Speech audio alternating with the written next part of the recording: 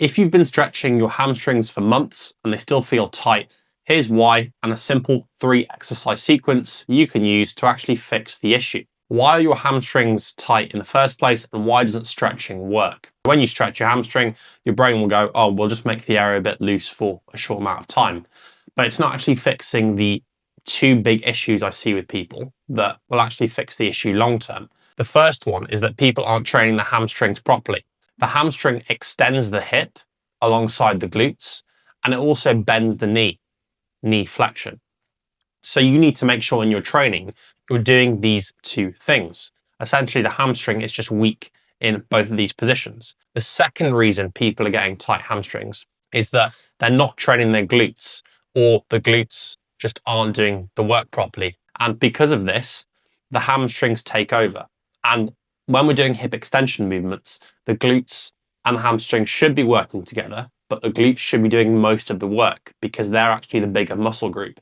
If your hamstrings are doing too much of the work, this can lead to tightness and weakness in that area. The first exercise is a barbell hip thrust. So you're going to set up in this position with your back on the bench.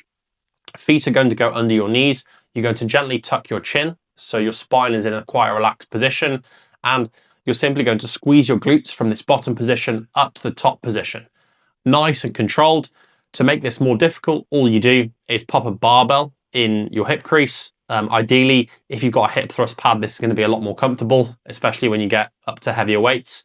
And I want you to do 3 sets of 6 to 8 reps, so you can load this quite heavy.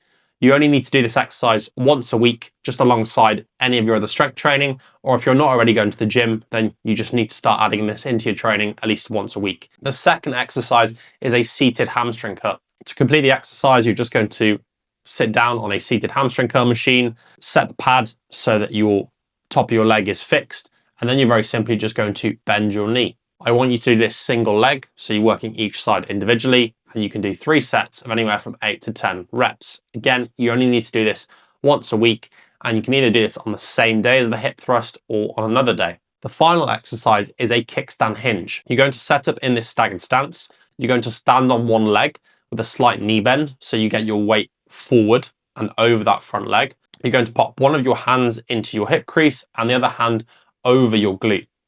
Then you're going to hinge, so you're going to send your bum back towards the wall behind you, and you're going to keep your head and weight forward over that front leg. You're going to go as deep as you can into your hips without losing your back position.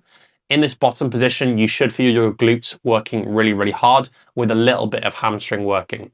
If you mostly feel your hamstrings and not your glutes, more than likely you've lost your knee bend on that front leg, or your weight is too far back. So again, make sure your weight is forward and it stays forward so your heel can come off the floor. That's absolutely fine. And your hips are back. To make this more challenging, we can add a barbell in there. So you just have a barbell in your hands, exact same cues, and then you can start to load this and make this more challenging. I want you to do 3 sets of 8 reps on each side.